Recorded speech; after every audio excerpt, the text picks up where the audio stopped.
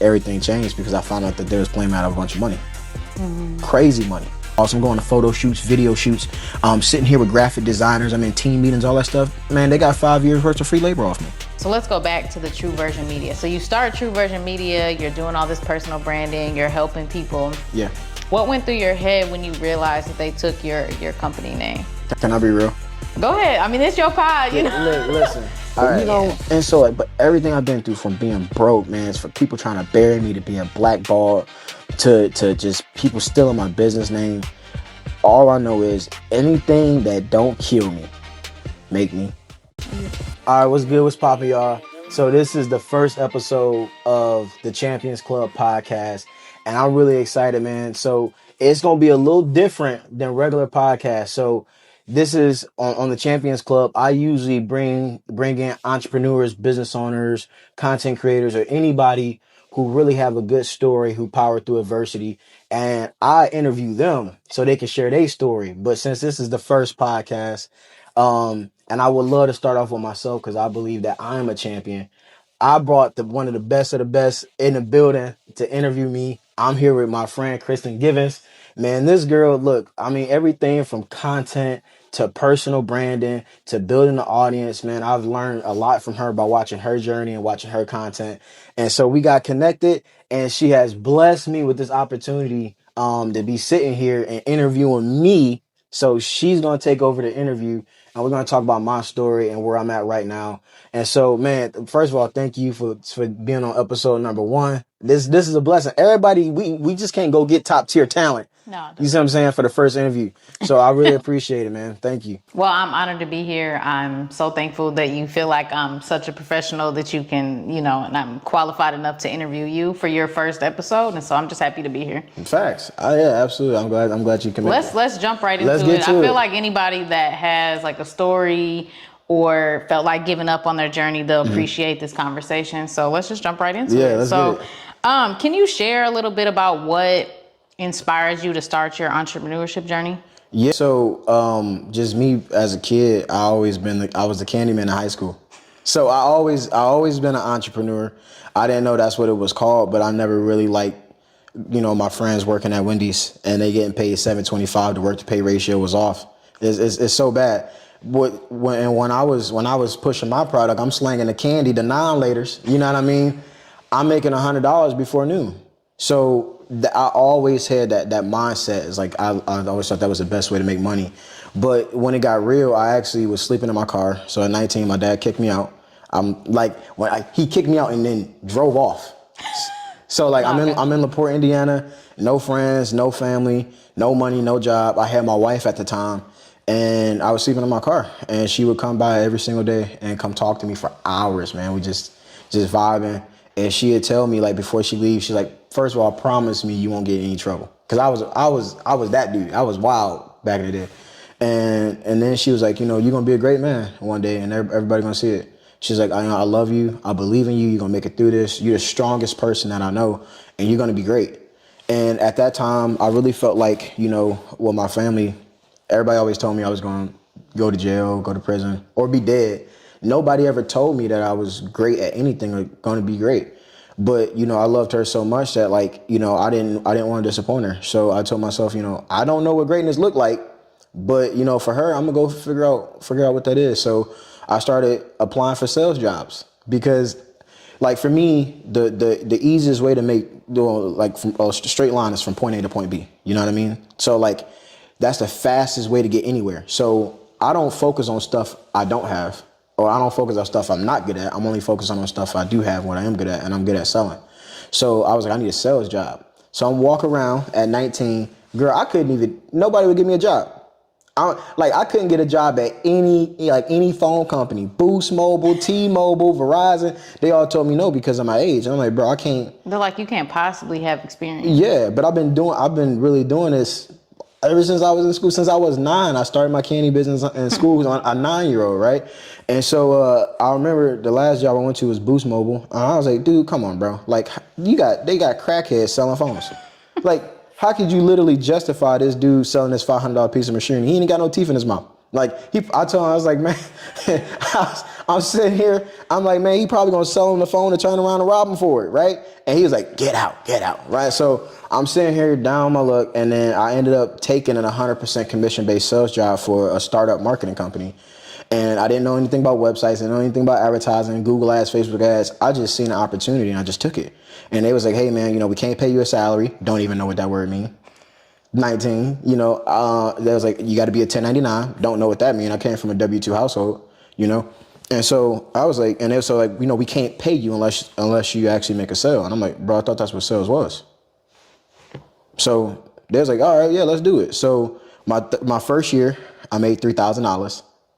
I ain't stutter. $3,000 the entire year, bro. I'm down bad, right? But at the same time, you had zero before that, so you up a little bit. A little bit, but I'm still in my car, So I mean, like I can eat at night, but like $3,000 for the entire year. Not every night, just a few nights. Yeah, that's facts. Yeah, I wouldn't. It would most definitely wouldn't. Okay, like, so you made $3,000 the first year. Yeah, 21,000 the second year. Okay. And then the third year, I'm working at this factory night shift, and then my wife, she came up to me and said every word that scares the hell out of every young man. Hey, I'm pregnant. I'm like, oh, dang, this is real. Like, I really got a baby on the way. And so I didn't want to bring my daughter into that. So I was like, man, I got to step my game up. So my third year, they end up hitting $1 million in sales. I was the only sales rep, right? And so what changed for me, one, is because I tell people, I feel like whenever I'm dealing with something that I feel like I can't beat, God sends me a baby. I swear to God. He'll send me a baby. And, because a love for a kid, for some reason, bro, just made me turn my hustle all the way up. So I would go into a meeting, I'll take my phone out, I'll voice record it, I'll put it face down. And now when they talking, I'm voice recording that meeting. Because one thing I learned from my parents and like through playing sports is like how to learn. It's called like watching film, right? Sports players, we watch film. We break ourselves down, we critique ourselves. Why don't we do that in our business? Like it's literally the same process. So when we go in the meeting, I would voice record it. I would go back home and I'd get out my little notebook and I'll start taking notes. I was like, man, first of all, this is the question that you asked. This is the question that you should have asked. And when he said this is really what he meant. Because it's always like a conversation within a conversation. And so I made this goal to get 10 meetings a week. That's 40 meetings a month. And I'm like, dude, I should be closing. Right. But I got better at closing because I was recording all my phone calls and I got better, right? Then my fourth year there, they hit 1.2 million. My fifth year there, everything changed because I found out that they was playing me out of a bunch of money. Crazy money, right? So check this out. They had me as a 1099, right? 1099. And so I'm talking to my CPA and she keeps mentioning 1099, 1099, 1099. I'm like, okay, stop the press. Like, what does that mean? Could you explain to me what it, and she broke it down. And I was like, yeah, you really supposed to make the sale, but after that, you're not supposed to do any work. Man, what the hell? Dad, you doing everything? Everything. So what they would do is they would pay me commission for the sale, but they wouldn't pay me money for the actual work that I was doing. So check this. The way I explain it is, let's say you own a landscape company, right? And you have a landscaping sales rep that goes B2B and he sells accounts for you and he gets the sale.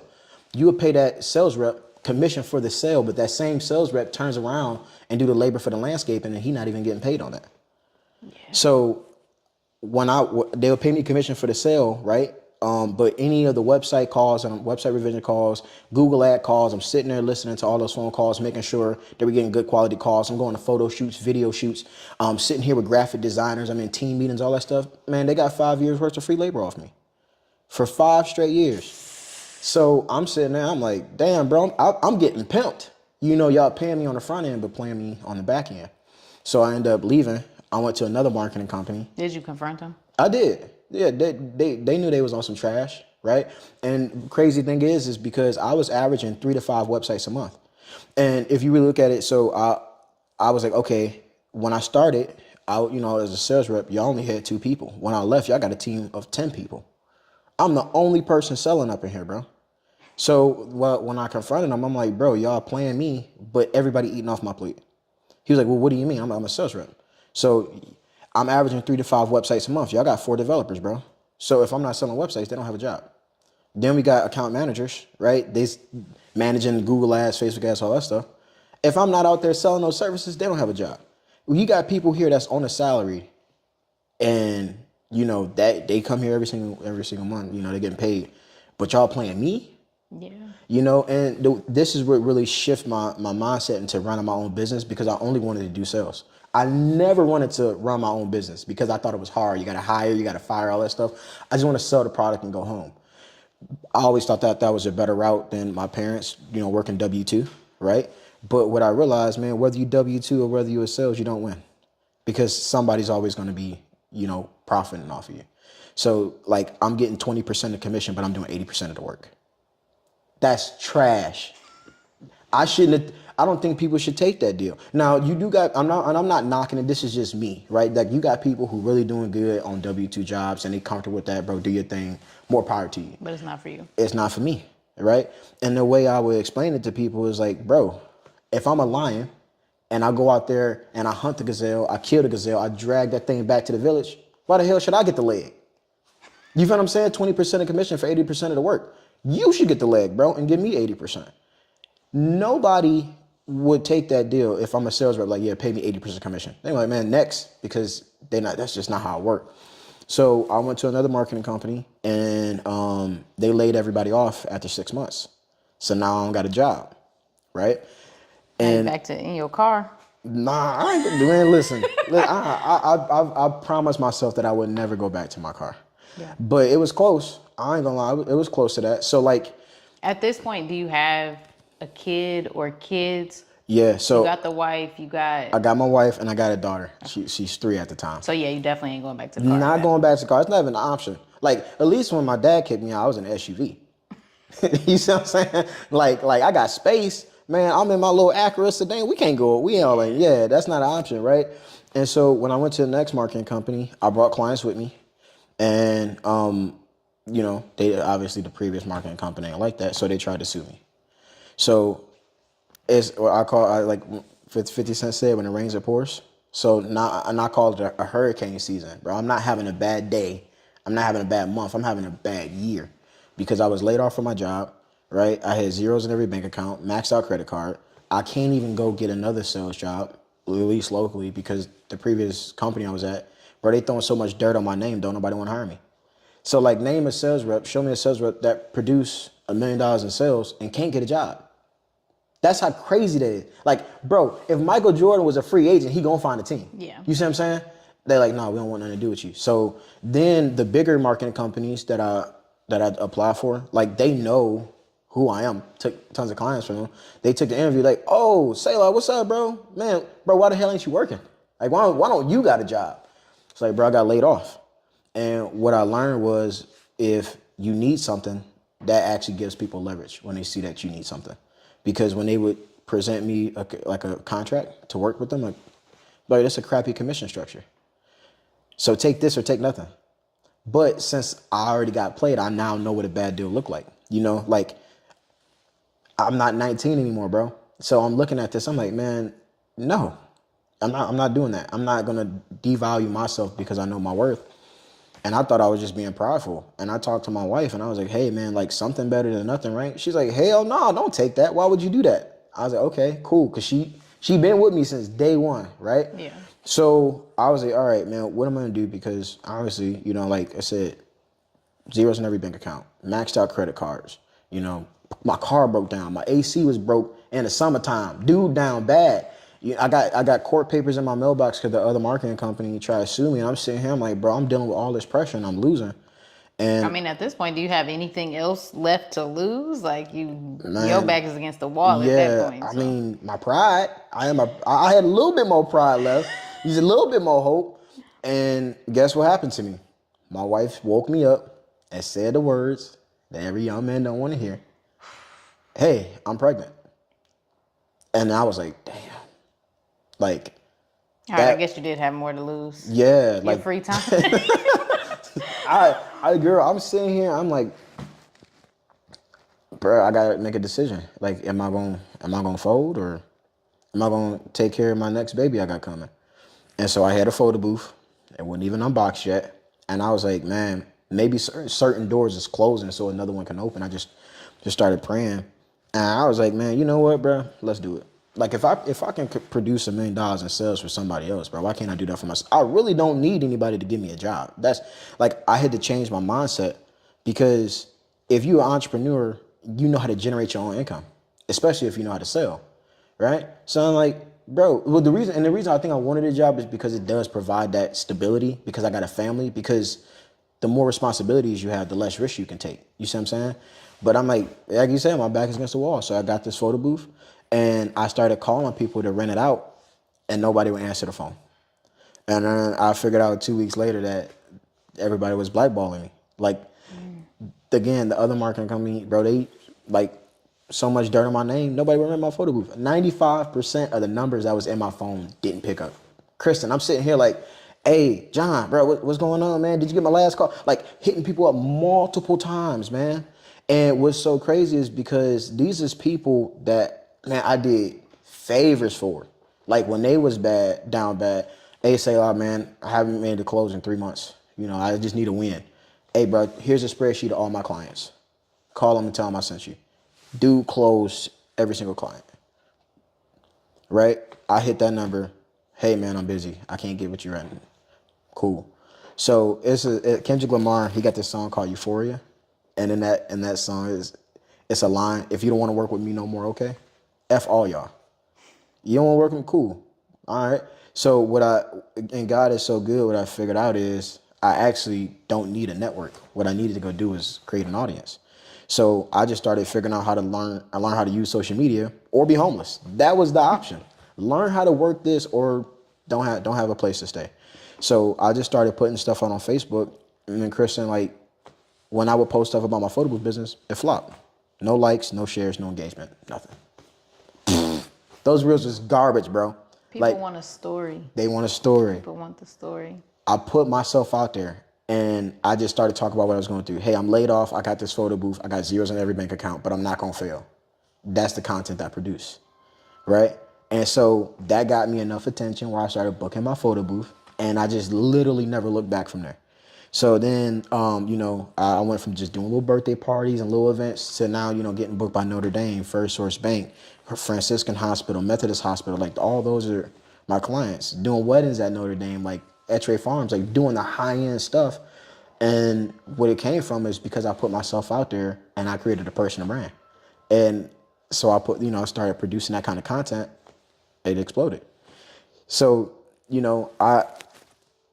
what I learned from that is like that hurricane season that I told you about.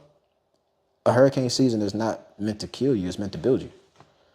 Everything that I learned at my lowest point has positioned me to make a lot of money in a photo booth business where people was telling me that you can't grow a photo booth business. You can't do that. Like, cause name a photo booth owner that that's really popping like that. Just you. Literally you. Yeah, That's it. I've just been pushing. When we first met, I think your business was really just starting to take off. And I remember we had that conversation. Yeah, we gave you some like marketing and social media like advice when you were first starting your accounts. And I literally told you to put yourself out there. I was like, you got to tell a story. Like the story gives whatever you're trying to do that fighting chance. So whether it's you trying to put statistics out there, whether you just trying to put a product out there, people, they'll pass by if it doesn't have the story to it. So like that personal story is what gets people invested. Like now I need to rent the photo booth from you because you need to make $500 to feed your daughter. Now I'm like, you know what? If I'm going to use anybody, I'm going to use him. And so it makes sense that that's why it took off. But you really had to pull that out of yourself to get to that point. Yeah. And it's hard to put your business out there and tell your own story in that way. Because a lot, and that's why a lot of people, I don't want to say fail or like flop, but they don't get to that point because it's your personal life and you got to put it out there to a point where it's, there could be public statements made about your private life, all kinds of things. And so you really do have to put yourself out there. And you really did. Yeah. And you know what's crazy about that conversation? So look, I remember like it was yesterday, girl. So I'm breaking down my little photo booth, right? And I was talking to you, it's like, I'm trying to build the business and everything. And first thing was like, what you doing on social media? Like, I was like, man, you know, I ain't never seen you before on there. so, Chris, I'm sitting here, I'm like, you know, I'm trying to get it popping, you know. And you was like, what you mean trying? You know, I'm like, you know, I got stuff cooking. I'm just not. You was I'm like, not, I got 200 followers. I You was like, said, nah, man. get your followers up, bro. I know. That's the first thing. I'm like, you know, I'm trying to, you know, I'm doing it. And you was like, look, man, you gotta put yourself out there. But like when you told me that, bro, a lot of people they don't take criticism well, right? And so when you said, hey, bro, I do this, and you was showing me like all your little, you know, gadgets and stuff like that, like your Humbly, gear for I said content. that humbly though. No, you did, but it like some people, whether it's humbly or not, Yeah. they ain't taking the advice, right? And so like, man, I take advice from anybody that's doing better than me.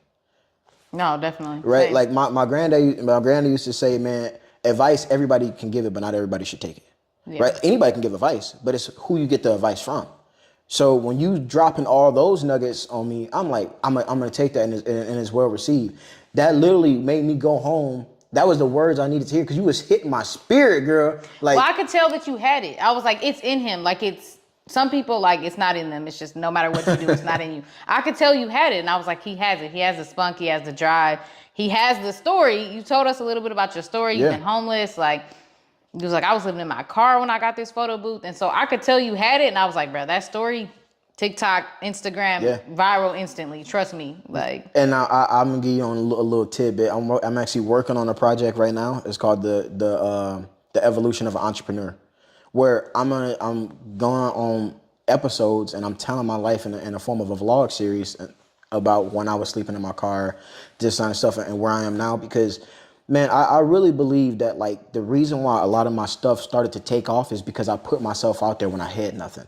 And then that attracts people and they start to watch. And as they see you go through your journey, they feel like they're growing with you. And they go through the thing with you. So right now, like imagine if I was sleeping in my car, Kristen, and I was like, hey, my name is Selah. I'm 19 years old. I just got kicked out from my house.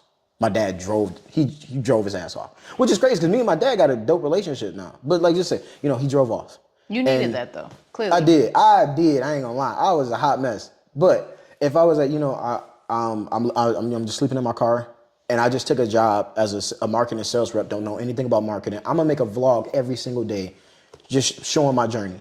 And then I vlog that experience. My first year, man, I just made $3,000. Not a good year. Second year, man, I just made $21,000. Not a good year. And then I'm vlogging where I hit $1 million. Bro, my life would be set. People love when they can watch that journey unfold. Yeah. So I mean, like, I probably will be in a mansion someplace if you had posted back then. Exactly, because what you going through, your life is content. That's like, I don't have any marketing, bro. Market what you're going through.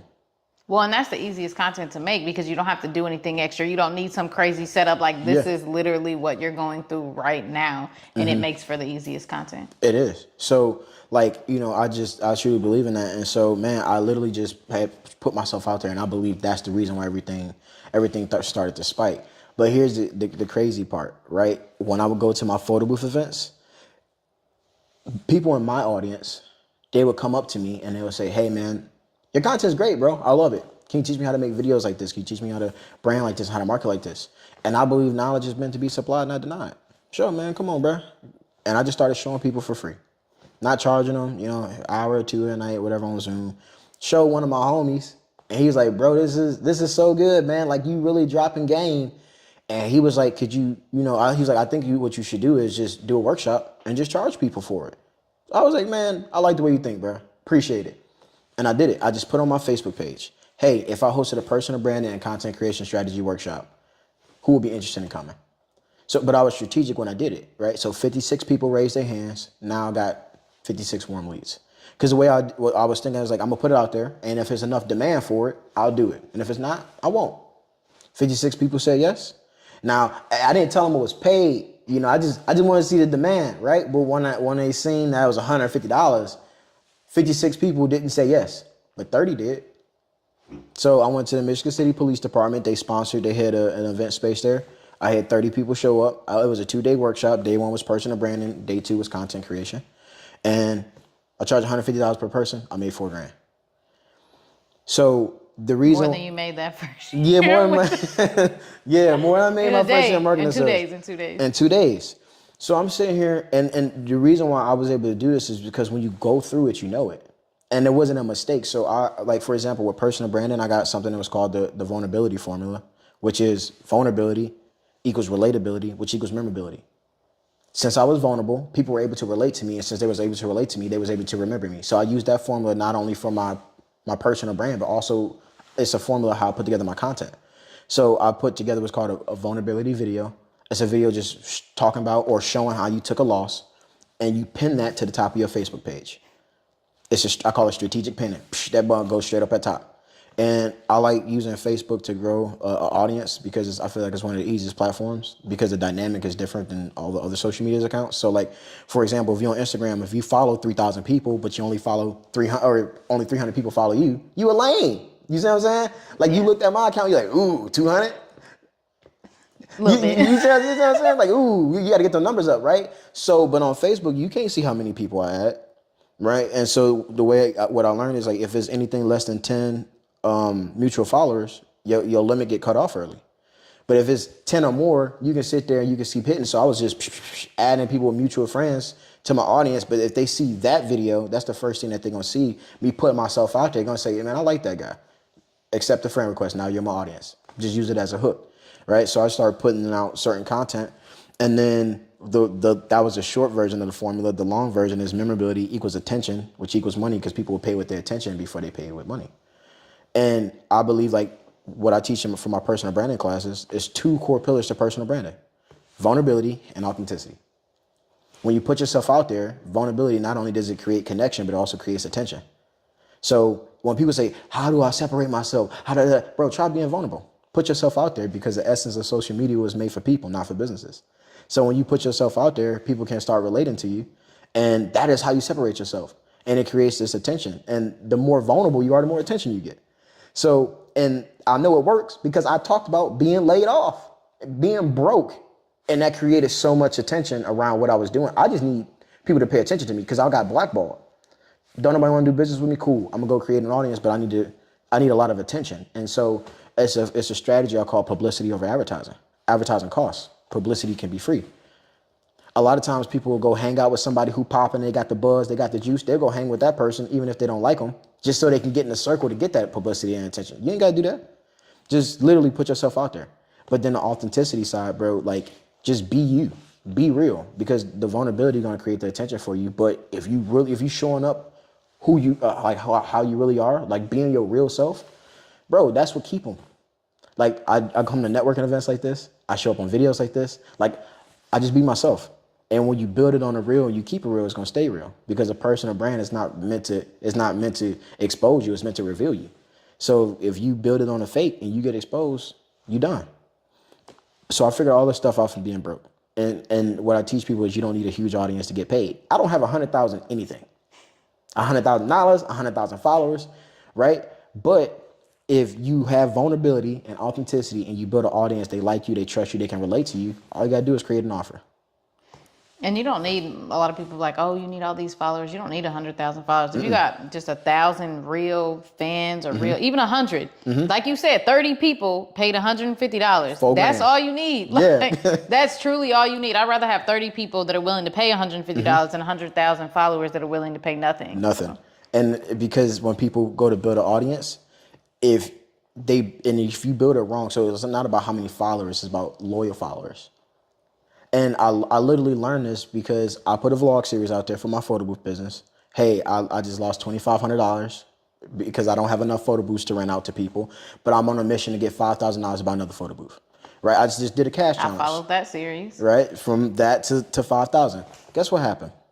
I ended up becoming an influencer with the company that produces, that manufactures the photo booth. So what I learned is an audience is 1,000 times more powerful than a network. A network, those are all strategic connections, bro. They only talking to you because they want something from you. And if you can't provide value, they won't answer your phone. That's what happened to me. Block, spam, cancel, right? And you know everybody that's at your network. And they probably don't really even do that much stuff for you. Yeah, man, I'll pass your card around, I'll refer you, and they don't. Because a lot of people are takers instead of givers, right? But an audience, that's an emotional connection. These people are emotionally invested in you. So you know who's in your network, but you never know who's in your audience. So I'm sitting here just making these vlog series, which in my opinion, it wasn't even my best. Like my voiceover was not that Yeah, great. you was just learning at the I time. was just learning. But it was real though. It was raw. real.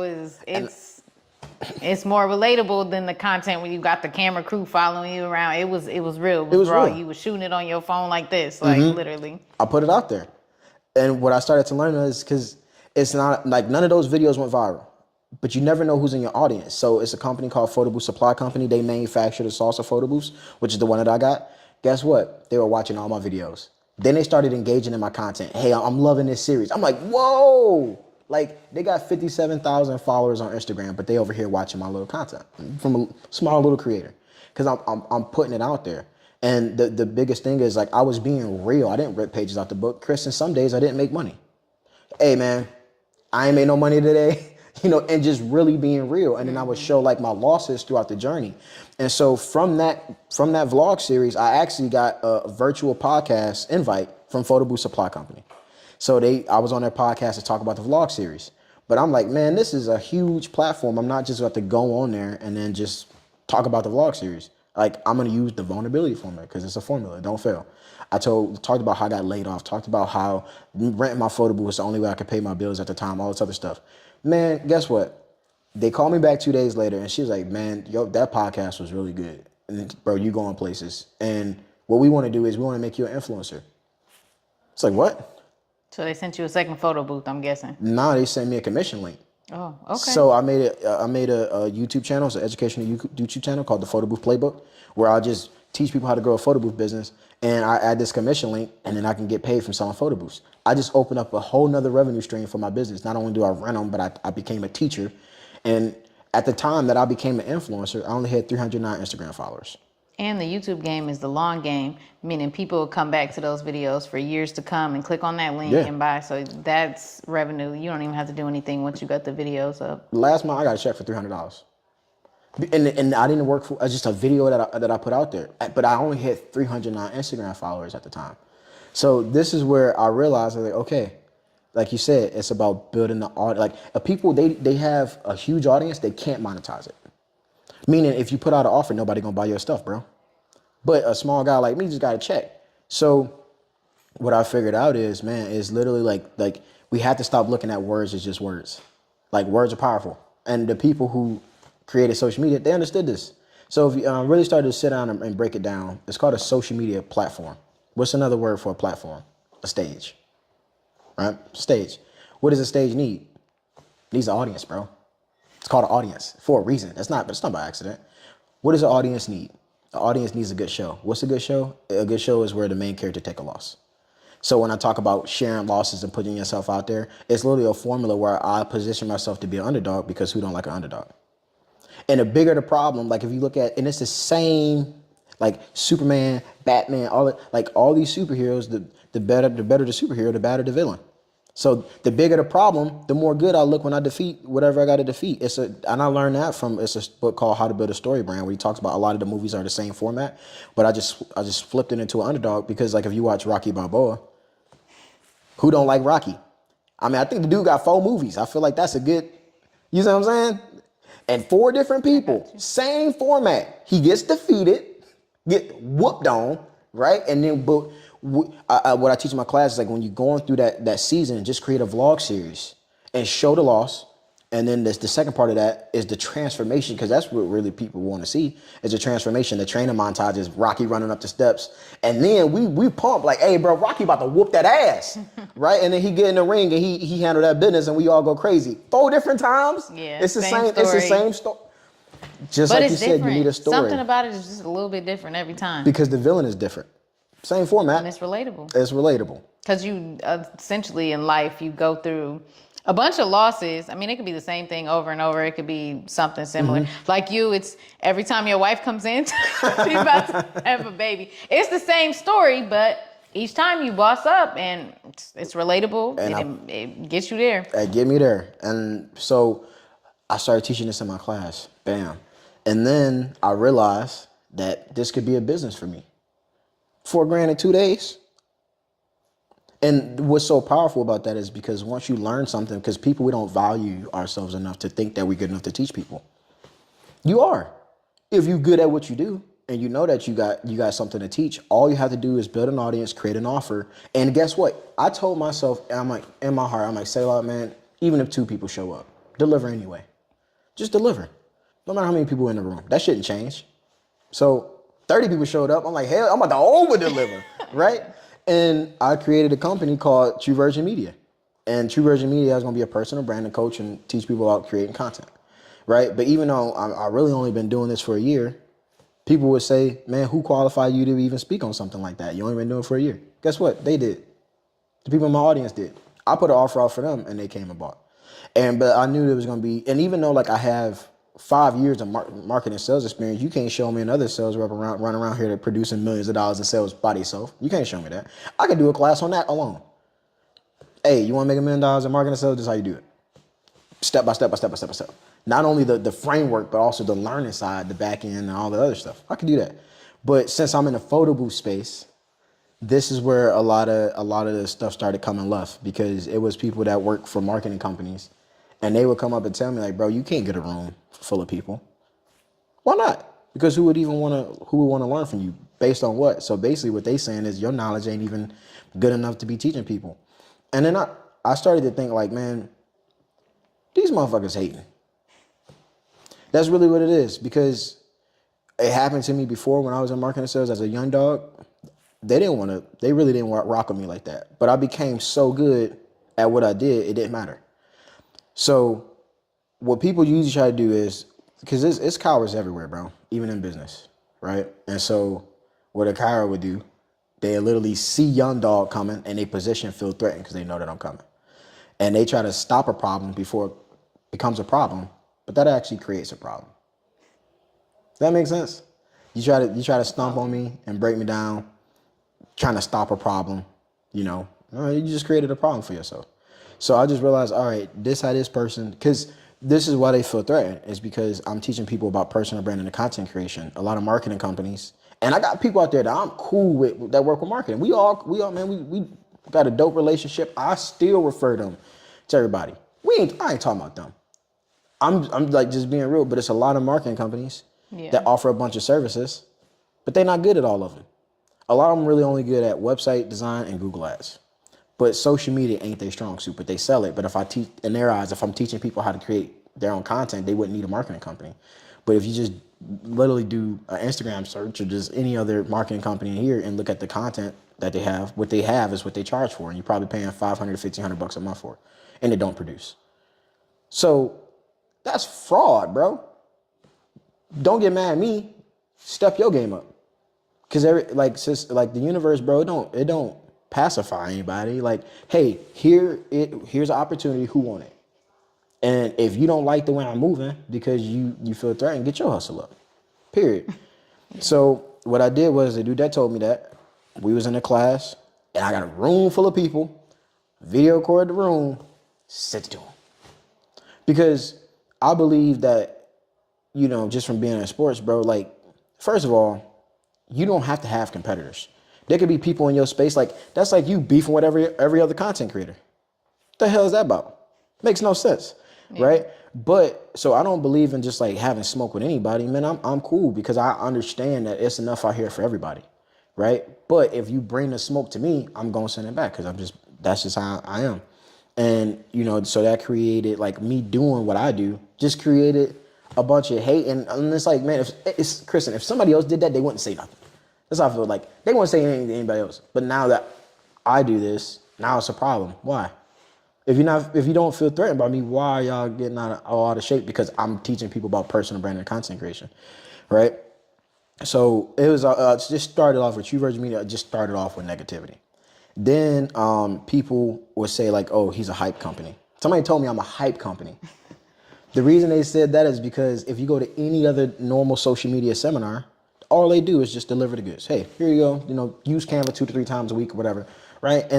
But they don't even do it themselves. But whatever. But they'll do it. But when I do my seminar about personal brand content creation, like I said, being vulnerable, how can I tell people to be vulnerable and I'm not doing that myself? The very first slide that I show people in any class that I teach is a screenshot of all the zeros in my bank account. Hey man, this is where I was at when I learned this.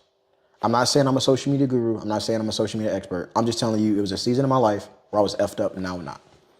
This is what I learned. And I give them that. But since I weave my story into my teachings, it's hype. It's more about his life than he teach actual information. And which is crazy because I was strategic when I held my first class. I invited for free people that do marketing in my class. They act their own marketing companies. There's a lady, her name's Michelle. She teaches a master's marketing class at Benedictine University, and she has her own marketing company. I invited a couple marketers, hey bro, sit down, and then give me your feedback. Man, she told me that the 2 days of my class was worth more than her degree that she got in marketing. And I'm actually about to go teach her class in September for her students. That's dope. Right? So like, and the reason I did that is because if you really that thing, your peers gonna speak on it. Your people in your space, they'll be like, hey man, you that thing. And so, I was dealing with that. And when people started to see True Virgin Media take off, the previous marketing company I worked with, they stole my business name. So, okay, let's walk through that. Let's go back just a little bit. So you experience all these obstacles kind of in your business when you're first starting, even before you start, when you're 19 and you're young. I guess, like, where'd you find the motivation to, like, get through all these obstacles? Like, how did you get past any of these obstacles that you were facing at the time? I just don't quit. Like, I'm not saying it's just like I'm just built that way, but I grew up in the hood. My mom was a single mom with 6 kids, working 3 jobs. I've never seen her throw in the towel. My dad was a convicted felon, and he making 6 figures a year at a job. I never seen him throw in the towel. So my granddad always told me, if you ever want to learn, just watch. All I did was watch my parents. My mom catching 4 or 5 buses to get to work. My dad literally had a toolbox, like a big old one for the people that work in and he's pushing that thing up a hill, putting a toolbox on the bus, taking a bus to work, taking a toolbox off. That's what I know. It's literally, it's built in me. And like, so when I see a problem, I was just like, man, gotta toughen up. I just want to work so hard, all my problems go away. So I just seen it, like my parents, and they would change our situation. And my parents was divorced, by the way, so they ain't doing it together. You see what I'm saying? And so I'm like, and this is where, like, my parents, I thank them so much because they never hid anything from me, any of the problems. I come home, my mama, hey, listen, y'all, the light's about to get cut off in 3 days. So we're going to have to go to Walmart. We're going to have to buy a lot of candles. Don't y'all be lighting these candles unless it's nighttime. You see what I'm saying? Hey, we ain't got no heat. We're going to turn the oven on and open it up. That oven's hot. You touch that oven, you're going to get burnt. And guess what? Y'all ain't got no insurance. You ain't going to the hospital. Like, they never hid anything from us. My dad, we was living with him and he was still paying child support. Hey, son, look at this check. Child support. And y'all staying with me. Don't have kids with a woman and then leave them. Stay with your wife. They say it's cheaper to keep her. Right? And so he showed me, like, hey, son, I left my wife. We got to move.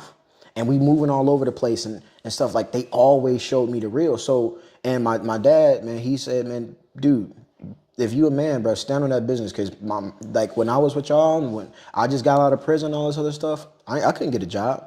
Like, I had to create a job for myself. Like, people didn't want to give me a job. I made them give me a job. And so I've seen my parents work this way. I don't know anything else.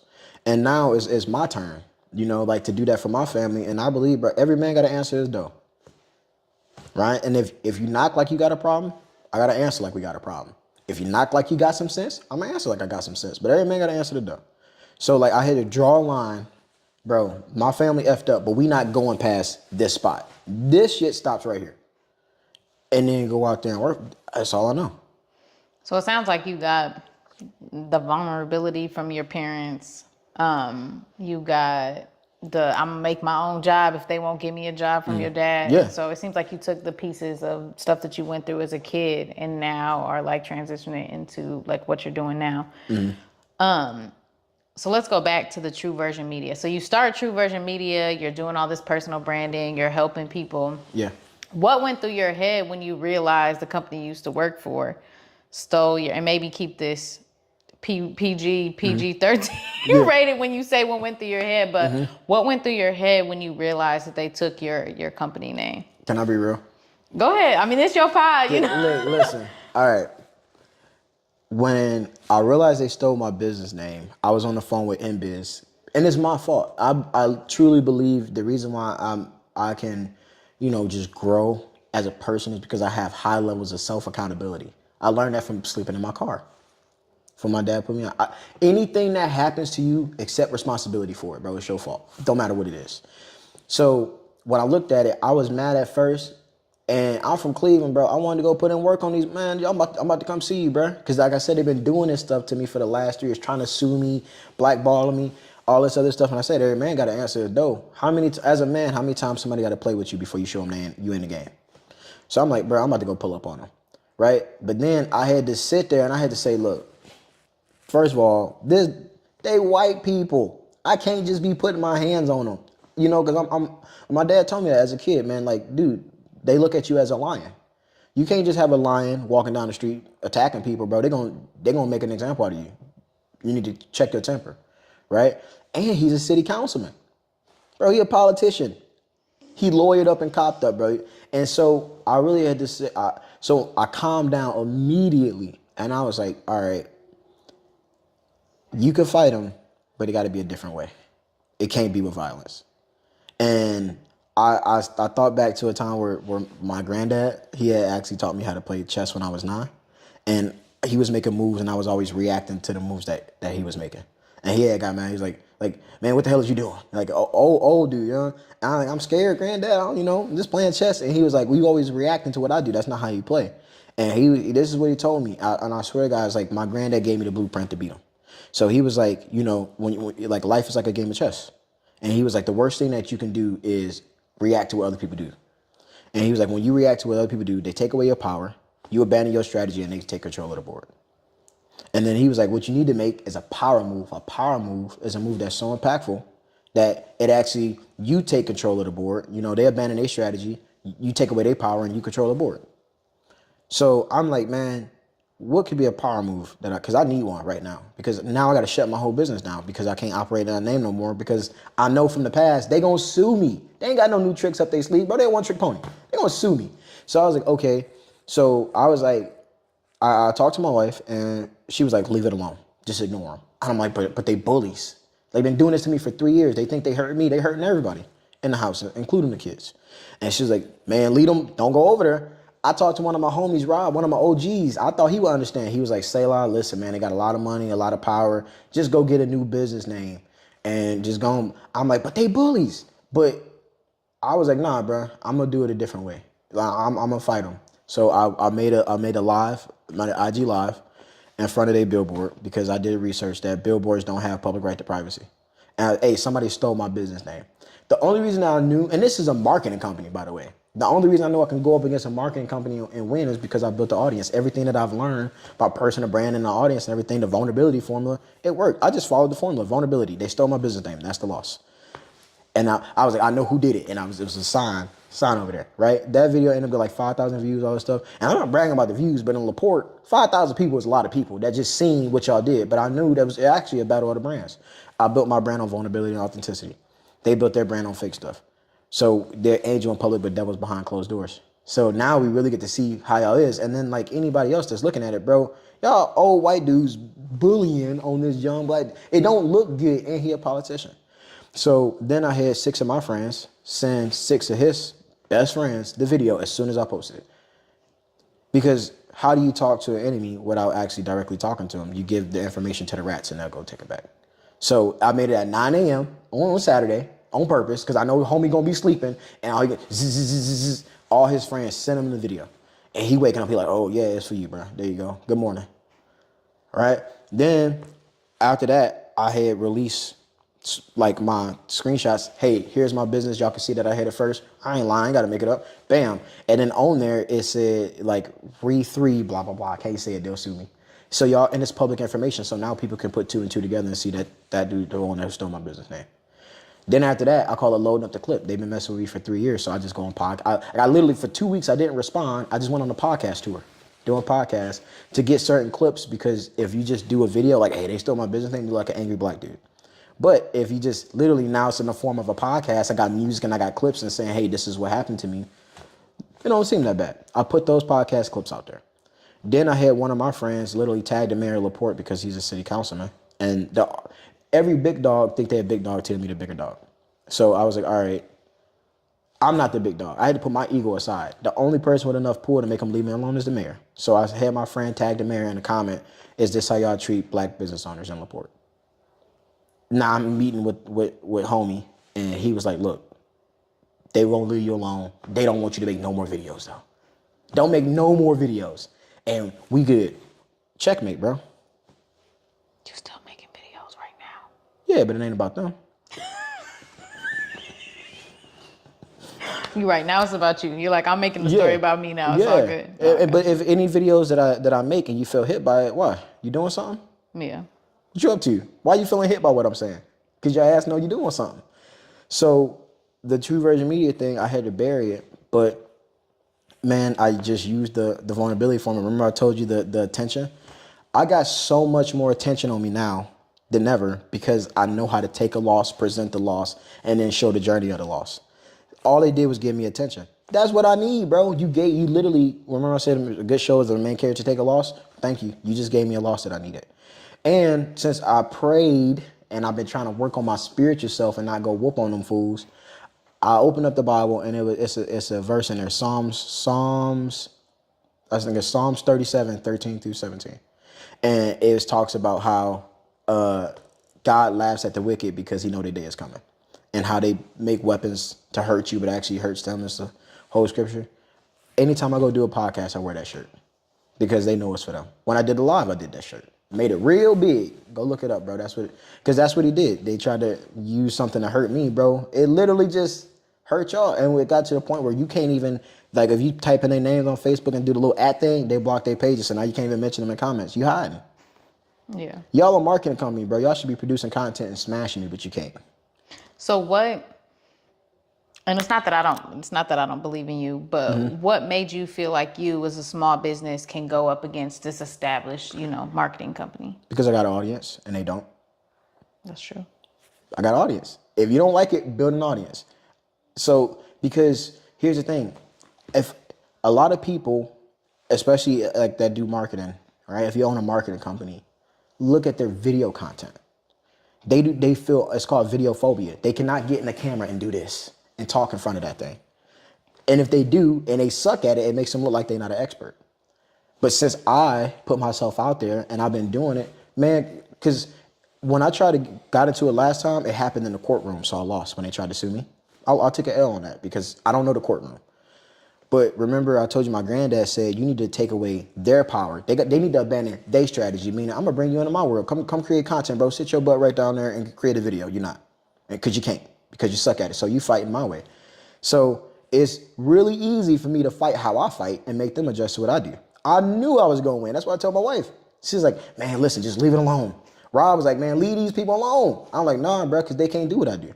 If you want my home field, come play with me. Come in these lines and get in there. And I knew they couldn't. So I knew I would be able to win. But I knew that I couldn't win too good because I didn't want to get sued. So me actually getting the mayor involved and having him mediate, and because I'm cool with the mayor, man, that dude blessed me a bunch of times. And he wanted to see me do good. And this is your city councilman, bro. That's your pet. Put him on a leash, tell him to sit his ass down. So I can literally go off and do my thing without having to worry about people kicking down my blocks. I got a family to take care of. Because I told him the next time I'm not going to understand. He made it happen. But I followed the formula. Vulnerability, relatability, memorability, attention, money. We ain't got to that now part they yet. need to take your class so they can no. So what did this experience teach you about protecting your ideas or like your intellectual property? Because like obviously they were able to steal your name. Like what lesson did you pull out of that? Keep your mouth shut. Don't talk about it before you register it. Yeah, Period. Point blank. Because here's the thing, man. Like, you can't, just because you a good person don't mean other people are good people. You know, so like what happened was I got the articles of organization and my business license was pending, and I'm thinking I got the articles. You know, why wouldn't I get the business license too? And it got rejected because of the naming technicality. So I took responsibility for that, bro. You did this to you, you know, but I got to go handle that because they knocked on my door, but you did this to yourself. So now I got another business name, and guess what? I ain't even told my wife because I don't want her to slip up and say nothing. I tell her everything. Man, I done put that thing in a vault in the back of my brain. You gonna forget about it now. You gonna forget. You gonna be like, what was that name? I wrote it down. I wrote it down. But look, I learned, bro. You gotta protect, like you said, your stuff, your intellectual ideas, because everybody not good people, bro. Okay, so now you did all that. Yeah. You found the strength. You pivoted.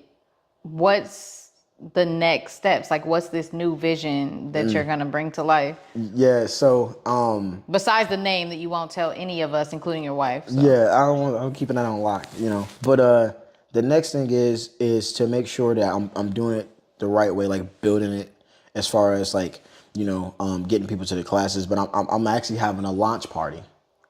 And it's gonna be September 5th from 6 to 9. Anybody can show up. And what's crazy is because the attention part that I told you. So if none of this happened and I did a launch party, not that many people would show up. I'm just being real. But because I got all this attention and it's a story, like you said, and people, they see that they want to support me. I announced my launch party last week. Kristen, I got 105 RSVPs. That's really good. Fire. I was sitting, I'm like, whoa, bro, this is crazy. They gave me they did this. They got to take self-accountability for their actions.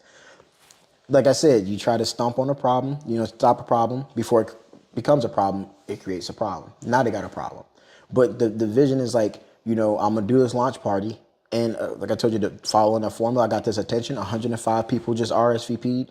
Even if some of them don't show up, 75 might, right? All of them are getting an invite to my free masterclass. Thank you for supporting my business. I'm going to go on that masterclass, deliver the goods. At the end of that masterclass, my $150 offer. I've only been stuck in that 30 range before all of this. But now I got more attention.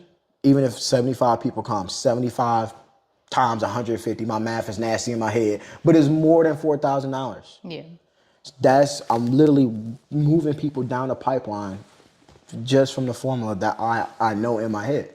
So now I can go out there and make money. And then if I get 75 people to sign up for $150, my new business can hit the ground running. And, you know, and that's literally the plan. So when you ask me, like, you know, in the beginning, what was I thinking? Like, these were all my chess moves, all my power moves. They ain't got no time to make a move because I'm hitting you with blow after blow after blow after blow. But I also, I'm trying to find the best way to say this. I'm tired of people. Like, the fact, because, you know, I still got haters out there. And what I had to realize is, like, you know, hating, it's a tactic used to discourage greatness. That's what they do. They don't know any better. But, like, for example, you know, I got people that I'm cool with, like I said, did favors for. And I was like, hey, man, can you come to my launch party, do a press release? No, you do, because you offer content creation. We offer content creation. Not only am I not going to attend, I can't do a press release for you, which is messed up. Kristen, if we did the same thing and you had a launch party, man, you for sure I'm coming to give you a press release. We homies, right? Everybody, what you do for other people, you can't expect them to do for you. All I know is everything that I've been through, from being broke, man, to doubting myself, like, am I a good father? Am I a good provider? I got kids that, you know, I can't even go buy shoes for. Like, bro, my daughter was wearing some AN1s one time. I felt bad. You know, in the black community, that's a no-no. Yeah, you gotta get her some AN1s, right? Because that's what we can afford, man, $7. And that's all I had. And I'm feeling that, bro. Like, man, my kid over here wearing these AN1s, and they weren't even good looking, dude. That was blue and orange. You know what I'm saying? Kids don't care is the funny part, but I still. know, but we know, you know. Yeah. And so, like, but everything I've been through, from being broke, man, is for people trying to bury me, to being blackballed, to just people stealing my business name. All I know is anything that don't kill me, make me Stronger. Or makes you create content that turns into a great story and goes viral. And yeah, I mean. Yeah, I would like that one too. Yeah, I would accept that. But this is when I say, like, you know, when people ask how can I speak on that, and they think I'm a hype company or whatever, dog, you can't tell or teach what I teach because you ain't go through what I went through. You go be broke and almost lose everything and come up out of that and let's see how you teach your class. You see what I'm saying? Because we didn't go through the same situations, bro. And I tell people, don't judge me based on my situation. Judge me based off my response. If you really want to know how people operate, watch, what do they do when they lose? Watch them. And you're going to find out real quick who they really are. And since I think I'm a professional loser, Kristen. I take them L's professionally, but I bounce back from them. You know, and you only gonna beat me one time. You only gonna get one loss out of me, because I'm an adaptive learner. I'm gonna take accountability. This is what I did wrong, and I'm gonna come back and smash everybody. A storm is coming for all those people. A storm coming. They can have umbrellas, houses, whatever they want. Weatherman, all of them gonna be wrong, and they're gonna have to wait it out because I'm coming. After the launch party, I'm gonna say I'm here, and then I'm 26. They're gonna have to see me for a long time. When I met you, I didn't realize you were that young. We were like, that was probably 2 years ago or a year ago. We were like, you're 25. Yeah, so I was 24. I remember. Yeah. And you know, but I'm telling you, that conversation, Kristen, man, it spoke to my spirit, bro. And this is kind of why I asked you to come, because it's like a full circle moment. No, definitely. You know, bro, if you don't say that stuff to me, I'm just running around creating videos sideways. You know what I'm saying? And you really made me step my game up. And I was like, okay. And I literally went to your Instagram page, probably watched 80% of your videos. Dang. Because I told you, my granddad said, you know, everybody can give advice, but not everybody should take it. You gave me advice, and it was hitting my spirit. I'm like, man, let me see what she's working with. And the reason why you can speak on it is because you did it, bro. If anybody, Kristen, what makes you qualify? Hey, bro, go out there and create content and then come back to me. Right? You did it. And I was like, oh my gosh, bro. And I started watching and learning, taking notes from your stuff, and started implementing it into what I do. So when this moment came around, I'm like, bro, I want to sit down with homie who put me on it in the first place. You really could take credit for me. Nah. I mean, I'm gonna say take credit, but I'm saying you had a key part, and I was laid off at that time, bro. Broke. The event that I was doing for Michigan Mile Workshop, I did that for free. Oh, wow. I didn't get paid for that. I'm literally just doing anything I can to get exposure. But what did I get? Not only did I get exposure, I made a great connection to you. I got a connection to Alex, a connection to Ashley, great information from you. And when I paid you to do our big 50th celebration too, so you did book something. Yeah, I ended up making money off that, right? But guess what? Since I learned, I watched all your stuff, I just started creating content. I got booked by Notre Dame off a video that got 600 views. Just how you had, you got your mic and you start talking, man. Girl, look. You got better mics than me now. Oh well, look, I just made these investments a couple weeks ago. Yeah. But that's why here when I asked you, it was so important, because if you didn't come, wouldn't nobody gonna sit in that chair. I was just gonna do a straight up interview, bro, because I felt like you was the only person that was qualified enough to be here. When you were saying look, man, you started scrolling. What is this? You was like, man, low key cooking me, but it was what I needed to hear. I'm like, oh snap, bro, she right. And I'm like, you was like, I'm about to prove her wrong. That's what you needed. Obviously, that's the way you operate. You was like, yeah, I bet I have more followers than her. Yeah, but it was. I didn't think. I did think I want to prove her wrong, but in a good way. Or prove me right. I felt like you had it. But you did that, man. I'm proud of you, because guess what, bro? Is somebody really your friend if they don't keep it real with you and hurt your feelings a little bit? No. People that only want to tell you what you. If you would have said, "Hey, you're doing just fine," you would have been still there. Girl, what? You probably would have been back in your car. No, nah, but I mean, for real though, I saw that you had it, and I'm like, you're not doing enough. Basically, is what I was saying. You got to be coachable. At that little 15-minute conversation, you was my coach. And look at you now, coaching everybody else. Now I need to come take your content class, because now I'm behind. Girl, look. I'm not even taking my own advice anymore. For real? It's like that sometimes. Life be lifing, man. It do be lifing. It do be like. But you know what, bro? Who would say that? What coach, bro? Who? This is what I'm saying. The vulnerability stuff. You putting yourself out there saying, I'm not taking my own advice, bro. Nobody gonna say that. That's what I'm saying. But this is why I want you in the chair. I'm super big on when I was down, and I come around and just like keeping people around me when you was at the bottom. That old Drake song, No New Friends, man, I still bump that to this day. Because if you coming around me with success, bro, like they don't care about your success. They're beneficiaries of your success. If you lose the success, everybody gone. You know? And so like, bro, I just appreciate you for just being real with a brother. Cause I'm telling you, if you told me like, hey man, you doing great, you doing just fine. I'm like, oh, I'm doing good. Messing around all that content garbage, bro. Like, but because you decided to pour into me, it opened my eyes. And that's what I'm saying. Like real, man, if you like real friends, like real people, they gonna tell you, hey bro, that's off. You need to fix that real quick. Cause you told me like these 200 followers. I called my wife. Everybody gonna think I ain't humble now.